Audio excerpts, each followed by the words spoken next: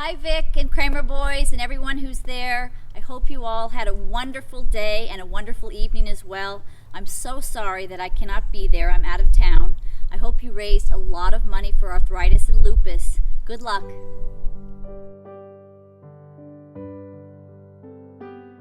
Jack Kramer and I met in 1953. He was my hero, and I took a trip. I was coaching basketball at the University of Toledo, but I made a trip out to California, and he was playing in a pro championship, and I wanted to meet him so badly, and I wanted the tennis tour, the pro tour, to come to Toledo, Ohio, and so that's when I met him, 1953. The photo that you'll see in the program is the first time I met Jack, and he was so gracious. He was always that type. He never was stuck up or arrogant about anything, and so I was so pleased to be able to say hello to him. And I said, "We're thinking about getting you into Toledo," and he was very gracious about it. Sat down and spent some time with me, and I deeply appreciated that. From that point on, a friendship was born that would last over 50 years between two of the biggest personalities the sport has ever known. In talking about Jack Kramer, Hall of Fame tennis journalist Bud Collins once said, "From competitor to administrator to broadcaster, Jack Kramer was the most important figure in the history of the game." The memory I think I have the most that sticks with me was Jack's loyalty, his graciousness. He was so nice to nearly everybody, and I watch some players now who are very famous, and they have a very difficult time, and even talking to anybody, it's just too much trouble. Jack, it wasn't that way. He talked to anybody and everybody who had an interest. He signed autographs when he was just full of arthritis and could hardly bend over. He would still sign autographs. It just was a great champion with a great attitude and very gracious, and I think that stands out more for me than almost anything. He was a real gentleman. When you think of Jack Kramer, you obviously think of the autographed tennis racket. That's what comes to mind for me first, because I wasn't around when he was world champion. But the people in that era that got to see him play, he was Big Jake, and he played the big game, the serve and volley game, which it was very, very impressive. So he's been world champion. He had this best-selling tennis racket that most people that played tennis in that era played with.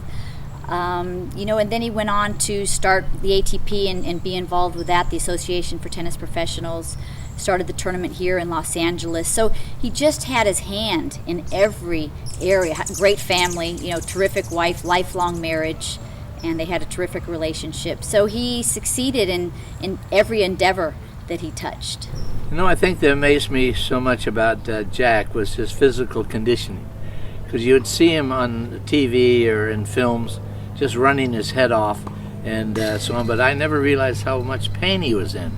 With arthritis, his knees were so bad. I remember Dr. Freed would have to give him a shot of cortisone before a match every night.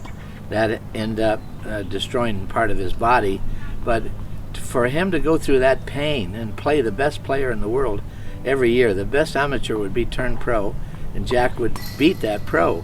But the first time I saw Jack, I said, "Jack, you look like you're a little stiff." He said, "Kid," he called everybody kid. He said, "If you put $1,000 on my knee right now, I would not be able to reach it. The arthritis was so severe."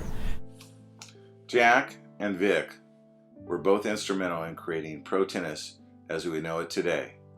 And speaking about Vic, Jack said, "He is the best all-around tennis coach who can improve anyone from a beginner to a champion." And he was right. Vic analyzed and coached some of the best in the game. Vic Braden, of course, the other massive tennis personality that we've been fortunate to have involved in our sport for so many years. Everywhere he goes, and believe me, I've been in many locations across the country. I actually seen him in Australia a number of times as well.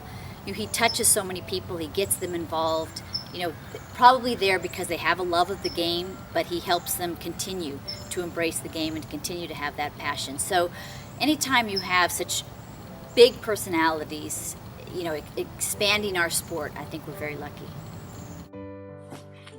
But as we've seen, their private lives tell a different story. A story of pain, physical pain, in the case of Jack and his struggles with arthritis. Emotional pain for Vic, who watched his loved ones suffer the pain of lupus that claimed their lives. Probably the worst news I've ever received in my life was when I heard that my little sister had lupus, was advised not to have a child.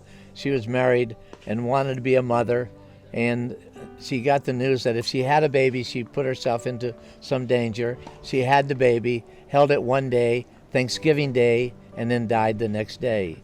And then I got the worst news of all. My own daughter had lupus, and she was in serious condition, and she had terrible time for almost 10 years with lupus. And one day she called me and said, you know, Dad, I can't go through dialysis anymore. It's just, and all the problems I've had with lupus, it's just too much. So I'm going off today. I'll be dead in 10 days. And on the 10th day, she died.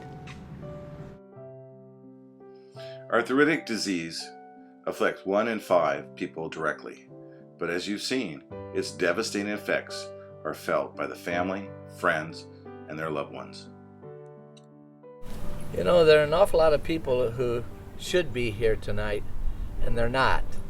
And I would really like to think that people who took time out to come, because we deeply appreciate everyone who has a keen interest in making people aware of the dangers of arthritis and lupus and any autoimmune system. And it's just it's so gratifying to see people come and say, look, I want to help.